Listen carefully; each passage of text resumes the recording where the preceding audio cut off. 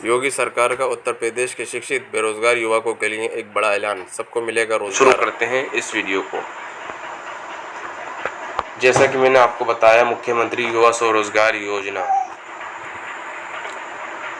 प्रदेश सरकार द्वारा लागू की गई है। 2016-17 में ये योजना समाजवादी स्वरोजगार योजना के नाम से संचालित थी, जिसे लगभग 2 से 3 वर्ष पूर्व मुख्यमंत्री युवा स्वरोजगार योजना के नाम में परिवर्तन किया गया है और इसका संचालन पूरे प्रदेश में किया गया है। तो इसमें आप पढ़ भी सकते हैं, उत्तर प्रदेश सूक्ष्म लघु एवं मध्यम उद्यम नीति 2016 के प्रस्तर 2.4.3 के अंतर्गत सूक्ष्म उद्यमों को बढ़ावा देने के लिए मुख्यमंत्री युवा स्वरोजगार योजना संचालित किए जाने का प्रावधान किया गया है। अतः प्रदेश के शिक्षित बेरोजगारों को रोजगार के अवसर प्रदान करने के उद्देश्य से मुख्यमंत्री युवा स्वरोजगार योजना संचालित किए जाने का निर्णय लिया गया है। इसके क्या सिद्धांत हैं, क्या मार्गदर्शन सिद्धांत है, वो मैं आपको बताता हूँ, नीचे लेके चलता हूँ। देखिए, योजना का वित्त पोषण। सबसे पहला पॉइंट इसमें इन्होंने दे रखा है, इस योजना के अंतर्गत उद्योग क्षेत्र यानी कि मैन्युफैक्चरिंग उद्योग क्षेत्र का 25 लाख तक की कुल परियोजना लागत की सूक्ष्म इकाइयों तथा सेवा क्षेत्र से समझ गए आप लोग, सर्विस कैटेगरीज 10 लाख तक की कुल परियोजना लागत की सूक्ष्म इकाइयों को कुल परियोजना लागत 25%, उद्योग क्षेत्र हेतु अधिकतम 6.25 लाख तथा सेवा क्षेत्र हेतु अधिकतम 2.5 लाख की सीमा तक मार्जिन मनी उपलब्ध कराई जाएगी, जो उद्यम के 2 वर्ष तक सफल संचालन के उपरांत अनुदान में परिवर्तित हो जाएगा। पढ़ तो सभी लोगों ने लिया होगा, स्क्रीन पर आ रहा है, लेकिन मैं उन लोगों के लिए बताना चाहता हूं जिन लोगों को पढ़ने के बाद समझ में नहीं आया हो, ताकि उनके मन में कोई भी अगर शंका हो तो वो दूर हो जाए। तो जैसा कि उन्होंने बताया 25 लाख तक की कुल परियोजना लागत का,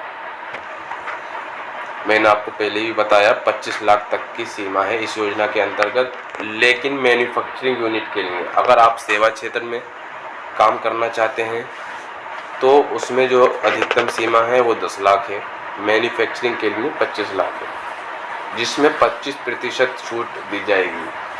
10 लाख का 25% 2.5 लाख है और 25 लाख का 25% 6.25 लाख। देखें, स्क्रीन पर आ रहा है 6.25 और 2.5। मार्जिन मनी उपलब्ध कराया जाएगा। मार्जिन मनी सभी लोग जानते हैं, सब्सिडी और जो सरकार द्वारा छूट दी जाएगी अनुदान राशि, उसे कहते हैं मार्जिन मनी।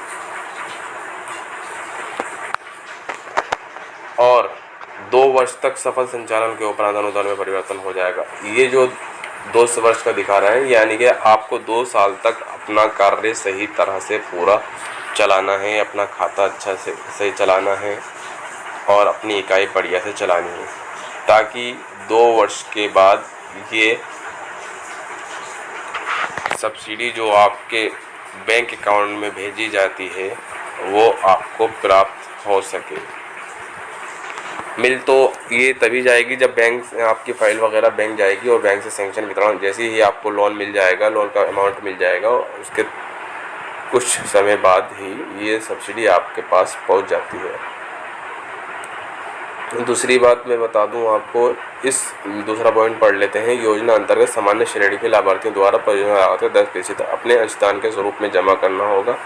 विशेष श्रेणियों के लाभार्थी यथा अनुसूचित जनजाति, अल्पसंख्यक, माइनॉरिटी, विकलांग जनजाति सीमा कुल परियोजना लागत, यानी कि इन्होंने सामान्य वर्ग के श्रेणी जो जनरल कैटेगरीज में आते हैं वो 10%, यानी कि सब अगर आप 10 लाख का लोन लेते हैं तो उसका 10% 1 लाख रुपये आपको अपना लगाना होगा। आपको अपना 1 लाख रुपये लगाना होगा। 9 लाख रुपये जो है इसमें आपको बैंक देगी। दूसरी चीज़, अगर आप 1 लाख अपना लगाते हैं, 9 लाख बैंक देती है, तो इस तरह से हुआ 10 लाख, लेकिन छूट आपको 10 लाख के हिसाब से ही मिलेगी, यानी कि 2.5 लाख। और इसी तरह से SC या ST या OBC या माइनॉरिटी या वुमेन ये विकलांग, अगर इस कैटेगरीज में से कोई व्यक्ति है तो उसे 5% लगाना होगा। मान लिए अगर 10 लाख का लोन ले रहा है तो उसका 5% यानी कि 50,000। 5 लाख का ले रहा है तो इसका मतलब 25,000। 1 लाख का ले रहा है तो इसका मतलब 5,000। और अगर 25 लाख का कोई मैन्युफैक्चरिंग यूनिट के लिए अधिकतम ले रहा है तो उसका है 1,25,000। और वही अगर सामान्य वर्ग का लेता है तो 2.5 लाख उसको अपना लगाना होगा। तो ये तीसरा पॉइंट इसमें आप देख लेते हैं इनका आगे। कुल परियोजना लागत में पूंजी व्यय, भूमि क्रय की लागत को छोड़कर और कार्यशील पूंजी का एक चक्र शामिल होंगे। परियोजना लागत में किराए पर वर्कशॉप वर्कशेड के लिए जाने का शामिल किया जा सकता है, परंतु क्रय की लागत को परियोजना लागत में सम्मिलित नहीं किया जाएगा। आप लोग समझ ही गए होंगे। इन्होंने इसमें साफ स्पष्ट बता दिया है कि कुल परियोजना लागत में पूंजी व्यय यानी आप जो भूमि खरीदेंगे उस लागत को छोड़कर या जो आप उसको बनाना चाहते हैं उसको छोड़कर। ऐसा नहीं है कि आप सोचेंगे हमें लोन मिल गया कि हम इससे ज़मीन भी खरीद लेंगे और इससे हम कंस्ट्रक्शन भी कराएंगे इस पर। नहीं, ये सारी चीज़ें आपके पास अप्लाई करने से पहले सारी चीज़ें रेडी होना चाहिए। आपके पास जगह उपलब्ध होना चाहिए, उस पर कुछ स्ट्रक्चर बना हुआ होना चाहिए, तभी आप इसमें अप्लाई कर सकते हैं। क्योंकि जब बैंक का फील्ड ऑफिसर आएगा तो वो जगह देखेगा और जगह देखेगा तो आप जगह नहीं दिखा पाएंगे तो आपकी फ़ाइल वैसी ही रद्द कर दी जाएगी। तो इसलिए इसमें इन्होंने साफ स्पष्ट बता दिया है। और दूसरी चीज़, ज़रूरी नहीं है कि आपका अपना हो। अगर किराए पे है तो आप किराए पे ही ले सकते हैं, लेकिन जगह ज़रूरी होना चाहिए, वो भी बनी हुई। ये नहीं कि आप खाली प्लॉट दिखा दें इस पे मिल जाए, नहीं मिलेगा। तो आप लोग समझ ही गए होंगे। उसके बाद 14 पॉइंट है इनका। परियोजना धारक के अंशदान की कटौती करने के उपरांत बैंक परियोजना का वित्तपोषण सम्मिश्र कंपोजिट ऋण के रूप में करेगा, जिसमें सावधि ऋण और कार्यशील पूंजी भी शामिल होंगे।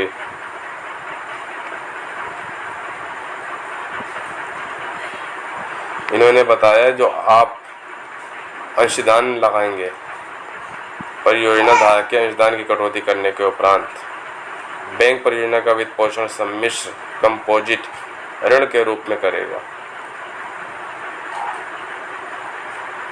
जिसमें सावधि ऋण और कार्यशील पूंजी भी शामिल होंगे। सावधि ऋण और कार्यशील पूंजी, टर्म लोन और वर्किंग कैपिटल आपका जो है शामिल होंगे। उस हिसाब से आपको लोन दिया जाएगा। ये नहीं कि आप सोचें कि 10 लाख का हमने भर दिया। 10 लाख में डिपेंड करता है कि आपने टर्म लोन कितना दिखाया है, मशीनरी आपको कितनी अमाउंट की ख़रीदनी है, कितने की मशीन वगैरह आएगी आपकी। और अगर आप सर्विस क्षेत्र में हैं तो उसमें तो वर्किंग कैपिटल की ज़्यादा आवश्यकता नहीं होती है। तो उसमें जितना भी, मान लिया अगर 10 लाख का ले रहे हैं और 9 लाख का उसमें माल ही आ रही है खाली, तो उसमें तो आपको ये समझ लिए 9 लाख का है तो 9 लाख अलग मिलेगा, 1 लाख आपके जो है खाते में जाएगा।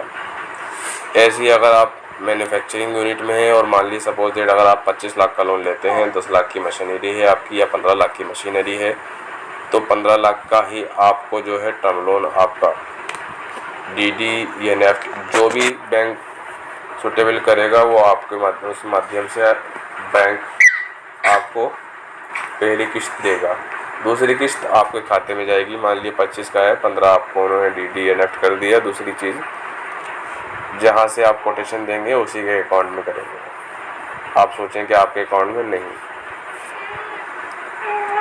दूसरा जो रह जाएगा वर्किंग कैपिटल, वो उसका आपका खाता खोलेंगे, वो आपके अकाउंट में होगा। दूसरा है 5वां पॉइंट इनका है, विशेष श्रेणी के लाभार्थियों को लाभ प्राप्त करने हेतु सक्षम प्राधिकारी द्वारा निर्गत संगत प्रमाण पत्रों की प्रमाणित प्रति आवेदन पत्र के साथ संलग्न करनी होगी। इन्होंने साफ साफ इसमें स्पष्ट दे दिया है कि विशेष श्रेणी के लाभार्थियों को, यानी कि अगर कोई विशेष श्रेणी जैसे कि सामान्य जनरल कैटेगरीज को छोड़ के अन्य कैटेगरीज का कोई व्यक्ति है और उसके पास अपने सारे समस्त प्रमाण पत्र होना चाहिए और वो आवेदन पत्र में अपलोड तो होंगे ही, साथ ही साथ उसके साथ संलग्न करके कार्यालय में भी जमा करना होगी हार्ड कॉपी। और इन्होंने साफ बता दिया सक्षम प्राधिकारी द्वारा निर्गत। ऐसा नहीं है कि आप सोचें कि हम खुद बना लें डॉक्यूमेंट्स, नहीं। तो इसमें आप लोग समझ गए होंगे। उसके बाद है छठा पॉइंट, योजना अंतर्गत राष्ट्रीयकृत बैंकों, क्षेत्रीय ग्रामीण बैंकों व अन्य शेड्यूल बैंकों द्वारा वित्त पोषण किया जाएगा। इन बैंकों के अलावा किसी बैंक द्वारा आपको लोन नहीं दिया जाएगा। आप समझ गए। इस योजना में सिर्फ राष्ट्रीयकृत यानी कि आप समझ गए होंगे नेशनलाइज्ड बैंक जितने भी हैं, क्षेत्रीय ग्रामीण बैंक व अन्य शेड्यूल्ड बैंकों द्वारा वित्त पोषण किया जाएगा। कुछ बैंकें ऐसी हैं जो प्राइवेट वगैरह हैं, उन बैंकों में ये योजना अनुमन्य नहीं है।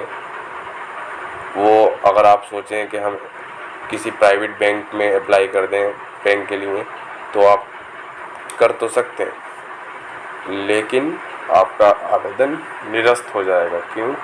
क्योंकि सरकारी योजना है। तो इसलिए आपको मैं पूरी इसमें बता दे रहा हूँ ताकि आपको परेशानी ना आए। तो बैंक का चयन करने से पहले बैंक में जाकर के बात भी कर लें, ताकि बैंक अगर आपसे एग्री हो तभी आप आवेदन करें और आपके पास सारी औपचारिकताएं पूरी करने की सक्षमता हो। ऐसा नहीं है कि पता चले भाई आपने आवेदन अप्लाई तो कर दिया, फॉर्मेलिटीज़ और जो औपचारिकताएं हैं वो आप पूरी कर ही नहीं पा रहे। ये सरकारी योजना है, इसमें कोई भी बैंक आपका आवेदन ऐसे निरस्त नहीं कर सकती। निरस्त तभी करेगी जब आप औपचारिकताएं पूरी नहीं कर पाएंगे, कहीं आपके आवेदन में या आपके प्रोजेक्ट में कहीं कोई कमी होगी, तभी आपका आवेदन निरस्त होगा। चाहे वो बैंक स्तर पे निरस्त हो या बैंक से पहले जिला उद्योग केंद्र में ही आपका आवेदन निरस्त हो जाए। सबसे पहले तो जिला उद्योग केंद्र में जो कमेटी गठित की गई है वो आपके आवेदन का परीक्षण एवं आपका साक्षात्कार उपरांत आवेदन पत्र चयन करके आपकी संबंधित बैंक को आपका आवेदन पत्र प्रेषण करेगी। तो दोस्तों आप ये लोग तो समझ ही गए कि इसमें क्या है। अब मैं आपको बता दूं कि इसमें पात्रता की शर्तें क्या है। इसमें पात्रता की शर्तें नंबर 1, सबसे पहले आप देख लें, आवेदक उत्तर प्रदेश का मूल निवासी होना चाहिए एवं उसकी आयु 18 वर्ष से 40 वर्ष तक होनी चाहिए। अप्लाई करने से पहले आप लोग इस बात का खास ध्यान रखें।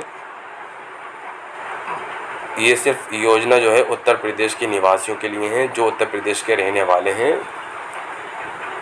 ऐसा नहीं है कि आज 4 साल से उत्तर प्रदेश में रह रहे हैं तो आप इसका लाभ ले सकते हैं ना। आपके पास सारे डॉक्यूमेंट्स होना चाहिए, उसमें आपके सारे डॉक्यूमेंट्स में आपके एड्रेस प्रूफ वगैरह जो भी हैं सब में उत्तर प्रदेश का ही एड्रेस होना चाहिए, तभी आपको इस योजना में अप्लाई कर सकते हैं। और आयु 18 वर्ष से 40 वर्ष तक होनी चाहिए। इस योजना के अंतर्गत आपकी आयु की सीमा जो है इसमें निर्धारित की गई है, कम से कम 18, अधिक से अधिक 40 वर्ष। 18 से 40 वर्ष तक के लोग ही इसमें आवेदन कर सकते हैं। अगर आप एक दिन भी इधर या उधर हैं तो आप अप्लाई नहीं कर सकते।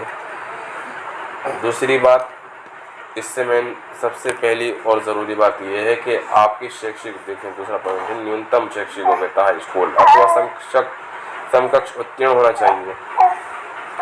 कम से कम हाई स्कूल आपकी अनिवार्य है या उसके समकक्ष उत्तीर्ण होना, कोई भी आपकी परीक्षा है तो होना अनिवार्य है। अगर आप हाई स्कूल पास नहीं हैं या उसके समकक्ष नहीं है तो आप इसमें आवेदन नहीं कर सकते। दूसरा तीसरा है, आवेदक को किसी भी राष्ट्रीयकृत बैंक, वित्तीय संस्था इत्यादि का चूककर्ता नहीं होना चाहिए, यानी कि सिविल डिफॉल्टर नहीं होना चाहिए। वीडियो काफ़ी लंबा हो रहा है, लेकिन मैं आपको पूरी जानकारी इसलिए बता रहा हूँ ताकि आपको परेशानी ना हो और आप आवेदन करने से पहले इस वीडियो को देख लें तो आपको सारी जानकारी मिल जाए और आप तभी आप अपना आवेदन अप्लाई करें। क्योंकि दफ्तरों में इतना टाइम नहीं होता है कि आपको कोई बातें बताए। मैं आपको पूरी जानकारी इसमें बारीकी से बता रहा हूँ, ताकि अगर आप इस योजना में लाभ लेना चाहें तो आपको परेशानी ना हो। तो चौथा पॉइंट पढ़ लेते हैं दोस्तों। आवेदक द्वारा पूर्व में संचालित प्रधानमंत्री रोजगार योजना, वर्तमान में संचालित प्रधानमंत्री रोजगार सृजन कार्यक्रम, मुख्यमंत्री रोजगार योजना, केंद्र अथवा राज्य सरकार द्वारा संचालित अन्य किसी रोजगार योजना के अंतर्गत लाभ प्राप्त ना किया गया हो। अगर आपने कभी भी किसी भी सरकारी योजना के अंतर्गत ऋण लिया है, किसी भी सरकारी योजना के अंतर्गत आपने ऋण लिया है और आपको छूट मिली है, तो आप इसमें अप्लाई नहीं कर सकते। अगर आप अप्लाई करते हैं और अगर डिपार्टमेंट में पता चल गया कि आपने पहले से अप्लाई कर रहा है तो आपके खिलाफ कार्रवाई हो सकती है, इसलिए कोई भी गलत काम ना करें। दूसरी चीज़, अगला पॉइंट पढ़ लेते हैं। आवेदक अथवा उसके परिवार के किसी सदस्य को योजना के अंदर केवल एक बार ही लाभान्वित किया जाएगा।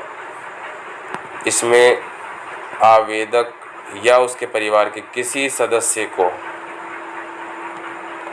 सदस्य को केवल एक बार ही लाभान्वित किया जाएगा। दूसरा है, आवेदक द्वारा पात्रता की शर्तों को पूर्ण किए जाने के संबंध में शपथ पत्र प्रस्तुत किया जाना अनिवार्य है।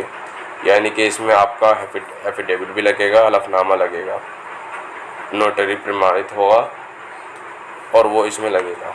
उसमें अगर आप कुछ भी झूठ या सच छुपाते हैं, अपना झूठ उसमें कुछ भी दर्शाते हैं, तो आपके खिलाफ कार्रवाई हो सकती है। इसलिए जो है गलत काम ना करें। देखिए इसके बाद चयन की प्रक्रिया क्या है। लाभार्थी का चयन जिला मजिस्ट्रेट के अध्यक्षता में गठित जिला कार्य दल समिति द्वारा साक्षात्कार के माध्यम से किया जाता है। आप लोगों ने देख लिया कि जिला उद्योग में आप जैसे ये आवेदन करेंगे, मैंने आपको ऊपर भी बताया कि जिला उद्योग केंद्र में ऐसी कमेटी गठित कर रखी है। वो कमेटी आपका साक्षात्कार लेगी। साक्षात्कार उपरांत आपका आवेदन आगे प्रेषण किया जाएगा। उसके बाद परियोजना की मंजूरी तकनीकी आर्थिक व्यवहार्यता के अनुसार बैंकों की वित्त पोषक शाखाओं द्वारा परियोजना हेतु ऋण की स्वीकृति एवं वितरण किया जाता है। वो अधिक से अधिक शेयर करें ताकि किसी ऐसे ज़रूरतमंद को इस योजना का पता नहीं हो और आपके एक शेयर करने से उसको इस योजना का पता चल जाए, ताकि वो इसमें ऋण लेकर के अपना रोज़गार स्थापित कर सके और अपने परिवार का पालन पोषण बेहतर तरीके से कर सके। दोस्तों, आपके मन में हो सकता है ये सवाल हो कि इसका आवेदन कहाँ करना है, कैसे करना है। तो मैं अपनी नेक्स्ट वीडियो में आपको ये बताऊंगा कि इसका आवेदन किस वेबसाइट पे करना है और मैं इसका प्रैक्टिकली आपको आवेदन एक करके दिखाऊंगा, तो आपकी समझ में आ जाएगा कि आवेदन कैसे करना है।